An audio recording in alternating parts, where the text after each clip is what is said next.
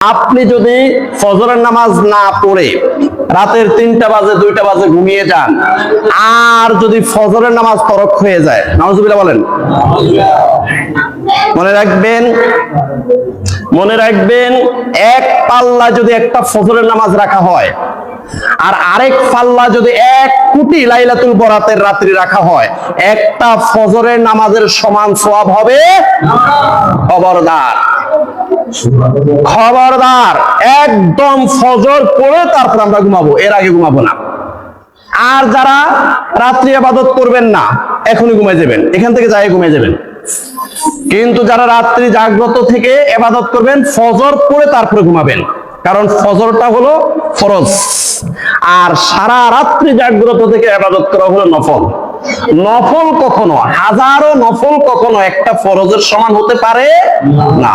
আল্লাহ রাব্বুল আলামিন বলেন, ফালাউলা আন্নাহু কানা মিনাল মুসাব্বিহিন লালাবিসা ফি বাতনিহি ইলা ইয়াউমি ইউবআসুন। সূরা সাফফাত আয়াত 143-144। আল্লাহ রাব্বুল আলামিন বলেন যে ফালাউলা আন্নাহু কানা মিনাল মুসাব্বিহিন, আমার ইউনুস আলাইহিস সালাম যদি এই দোয়াটা না পড়তো, লা ইলাহা ইল্লা আনতা সুবহানাকা ইন্নী কুনতু মিনাজ জালিমিন, আমার নবী ইউনুস আলাইহিস সালাম যদি মাছের পেটে থাকি এই দোয়াটা যদি না পড়তো, যদি আমার প্রশংসা না করতো, আমার তাসবিহ, আমার পবিত্রতা ঘোষণা যদি না দিত, লালাবিসা ফি বাতনিহি ইলা ইয়াউমি ইউবআসুন, একদম কিয়ামত পর্যন্ত ইউনুস আলাইহিস সালাম মাছের পেটের মধ্যে থাকতো। আল্লাহু আকবার। এবার বুঝতে পেরেছেন এই দোয়া ইউনুস বড় খতমের দোয়াটা, লা ইলাহা ইল্লা আনতা সুবহানাকা ইন্নী কুনতু মিনাজ জালিমিনের ওজন, এটার লোড, এটা পাওয়ার কত, এটার পাওয়ার কত, এটার পাওয়ার কত বুঝে আসছে? লালাবিসা ফি বাতনিহি ইলা ইয়াউমি ইউবআসুন, ইউনুস আলাইহিস সালাম যদি এই বড় খতমের দোয়াটা না পড়তো, এই দোয়া ইউনুস যদি না পড়তো, কিয়ামত পর্যন্ত ইউনুস আলাইহিস সালাম মাছের পেটের মধ্যে থাকতো। সূরা সাফফাত আয়াত 143-144। তাহলে এই দোয়ার অনেক পাওয়ার, এটার অনেক লোড, এটার অনেক ওজন, এটার অনেক মর্যাদা। এই আমলটা বেশি বেশি করে করবেন, সময় নষ্ট করবেন না ভাই। কচু পাতার পানি যেভাবে যে কোনো মুহূর্তে পড়ে যেতে পারে, আমার আপনার জীবনটাও যে কোনো মুহূর্তে সাঙ্গ হয়ে যেতে পারে, যে কোনো মুহূর্তে। সময় কই, আপনি বুড়ো হবেন তারপরে দাঁড়িয়ে রাখবেন। কে বলছে আপনাকে বুড়ো পর্যন্ত আপনি বাঁচবেন? এই মিয়া, আপনাকে কে বলছে আপনি 80 বছর বাঁচবেন? এরপরে দাঁড়িয়ে রাখবেন, আপনি রিটায়ার্ড হবেন, টায়ার্ড হবেন, এরপরে যে হজ করবেন। এই মিয়া, আপনাকে কে বলছে আপনি রিটায়ার্ড পর্যন্ত বাঁচবেন? 60 বছর বয়সে আপনি বাঁচবেন, এরপর আপনি রিটায়ার্ড টায়ার্ড হয়ে তারপরে হজ করবেন। কে বলছে আপনাকে? কে আপনাকে এই গ্যারান্টি দিয়েছে? সময় নাই, সময় নাই।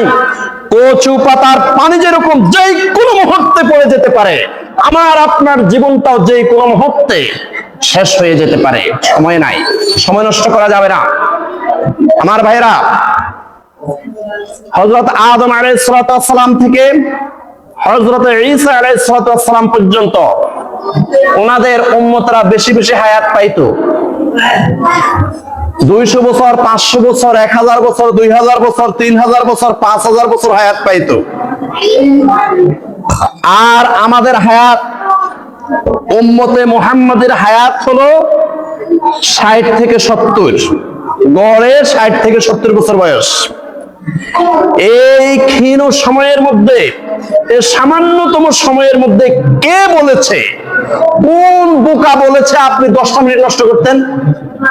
কেন আপনি 10টা মিনিট নষ্ট করলেন ভাই? আজে বাজে কথা বলে নষ্ট করেছেন, গীবত করে নষ্ট করেছেন। অমুকের মেয়ে কি হয়েছে, অমুকের ছেলে পালিয়ে গেছে, অমুকের মেয়ে বিয়ে বসে গেছে। আরে মেয়ে, আপনার এগুলো দরকার আছে? নিজের চরকার তেল দেন, অয়েল ইউর ওন মেশিন, আপনার মেশিন আপনি তেল দেন। আপনার কবরের পুঁজি আপনি কি করেছেন? আল্লাহ পাক রব্বুল আলামিন বলেন, ইয়া আইয়ুহাল্লাযীনা আমানুত্তাকুল্লাহা ওয়াল তানজুর নাফসুম মা কদ্দামাত লিগাদ ওয়াত্তাকুল্লাহ। হে ঈমানদার বান্দারা, ইয়া আইয়ুহাল্লাযীনা আমানুত্তাকুল্লাহ, আল্লাহকে ভয় করো। এই আল্লাহকে ভয় করো। ওয়াল তানজুর নাফসুম মা কদ্দামাত লিগাদ, পরকালের জন্য, কবরের জিন্দেগির জন্য, আখিরাতের সফরের জন্য, আলমে বরজখের জন্য, পরকালের জন্য তুমি কি পুঁজি, কি সামান জোগাড় করেছো সেটা চিন্তা করো। আবার বলতেছেন ওয়াত্তাকুল্লাহ, বান্দা আল্লাহকে ভয় করো। এই বান্দা আল্লাহকে ভয় করো, এই বান্দা আল্লাহকে ভয় করো। দেখেন মধ্যখানে বলেছেন, কি বলেছেন? ওয়াল তানজুর নাফসুম মা কদ্দামাত লিগাদ, আগামী দিনের জন্য, পরকালের জন্য তুমি কি পুঁজি জোগাড় করেছো। এই কথাটার আগে একবার বলেছেন ইত্তাকুল্লাহ, আল্লাহকে ভয় করো। এই কথাটার পরে একবার বলেছেন ইত্তাকুল্লাহ, আল্লাহকে ভয় করো। কবরের আযাবকে ভয় করো, জাহান্নামকে ভয় করো। আগামী দিনের জন্য, পরকালের জন্য কি পুঁজি, কি সামান জোগাড় করেছো, এই ব্যাপারে একটু চিন্তা করো। আপনার নিজের চিন্তা করতে করতে তো আপনার 60-70 বছর শেষ, আরেকজনের চিন্তার সময় আসেনি। কিছু মানুষ আছে দেখেন, নিজের রিক্সা ভাড়া দিয়ে 50 টাকা রিক্সা ভাড়া দিয়ে আরেক গ্রামে গেছে, যাই বলি আসছে, আপনারা যে মেয়েকে দেখে আসছেন আপনাদের ছেলেকে বিয়ে করার জন্য, ওই মেয়ে তো বিছানে মতে। চিন্তা করেন, নিজের রিক্সা ভাড়া খরচ করে যায় আরেক গ্রামে যায় বলি আসছে, মানে হে আর কাজ খুঁজি পায় না। আস্তাগফিরুল্লাহ, আস্তাগফিরুল্লাহ, আস্তাগফিরুল্লাহ, সুবহানাল্লাহ, আলহামদুলিল্লাহ, লা ইলাহা ইল্লাল্লাহ, আল্লাহু আকবার, লা হাওলা ওয়ালা কুওয়াতা ইল্লা বিল্লাহ।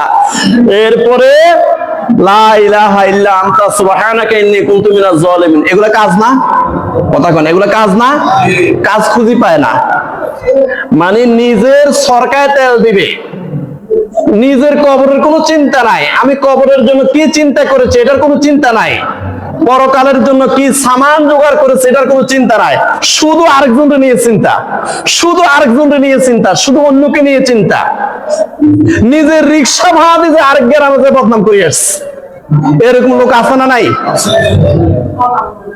প্যারে হাজরিন, এই জন্য আল্লাহ পাক রব্বুল আলামিন বলতেছেন, ইয়া আইয়ুহাল্লাযীনা আমানুত্তাকুল্লাহ, হে ঈমানদার বান্দারা আল্লাহকে ভয় করো। ওয়াল তানজুর নাফসুম মা কদ্দামাত লিগাদ, আগামী দিনের জন্য, পরকালের জন্য কি পুঁজি জোগাড় করেছো, কি সামান জোগাড় করেছো এটা চিন্তা করো। ওয়াত্তাকুল্লাহ, আবার আল্লাহকে ভয় করো। প্যারে হাজরিন, হযরতে ইউনূস আলাইহিস সালাতু ওয়াস সালাম যখন এলাকা ছেড়ে চলে গেলেন, তখন আকাশ অন্ধকার হয়ে গেছে। আকাশ একদম ঘুটঘুটে অন্ধকার হয়ে আল্লাহর আযাব ও গজব আসা শুরু করলো। এবার ইউনূস আলাইহিস সালাতু ওয়াস সালামের কওম, ইউনূস আলাইহিস সালাতু ওয়াস সালামের জাতি বুঝে ফেললো যে ইউনূস আলাইহিস সালাতু ওয়াস সালাম যে বদদোয়া দিয়েছে আল্লাহর আযাব ও গজবে আমাদেরকে ধ্বংস করার জন্য, আল্লাহর আযাব ও গজব আসা তো শুরু হয়ে গেছে। এই বেটা, এই সময় চলো আমরা তওবা করব। এবার ইউনূস আলাইহিস সালাতু ওয়াস সালামের পুরা জাতি তারা একটা মাঠে চলে গেল। মাঠে যাইয়া আল্লাহর কাছে তওবা করলো, আল্লাহ আমাদেরকে ক্ষমা করে দাও, আমরা হযরতে ইউনূস আলাইহিস সালাতু ওয়াস সালামের সাথে বেয়াদবি করেছি, আমরা ওনার সাথে অন্যায় করেছি, আমরা ইসলাম গ্রহণ না করে অনেক বড় অপরাধ করেছি। আল্লাহ তুমি সত্য, তোমার নবী ইউনূস আলাইহিস সালাতু ওয়াস সালাম সত্য নবী, আমাদেরকে ক্ষমা করে দাও, আমাদেরকে মাফ করে দাও। তারা যখন তওবা করেছে, সাথে সাথে তাদের তওবা আল্লাহ পাক রব্বুল আলামিন কবুল করে নিলেন, আর আল্লাহর আযাব ও গজব আবার আকাশে উঠে গেল। সুবহানাল্লাহ বলেন। তো এই জন্য আল্লাহ রাব্বুল আলামিন বলেন, তুবু ইলাল্লাহি জামিআন আইয়ুহাল মুমিনুন লাআল্লাকুম তুফলিহুন। সূরা নূর আয়াত নাম্বার 31। বান্দারা তোমরা একত্রিতভাবে, যৌথভাবে আমার কাছে তওবা করো, একসাথে হয়ে যদি আমার কাছে তওবা করো, ইস্তেগফার করো, আমি আল্লাহ তোমাদের তওবা কবুল করে নিব। লাআল্লাকুম তুফলিহুন, তাহলে তোমরা সফল হবে।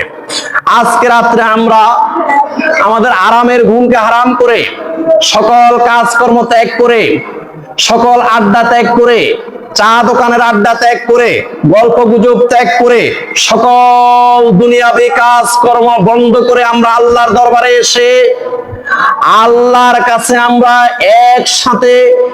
একসাথে ঐক্যবদ্ধ হয়ে তওবা করব, ইস্তেগফার করব।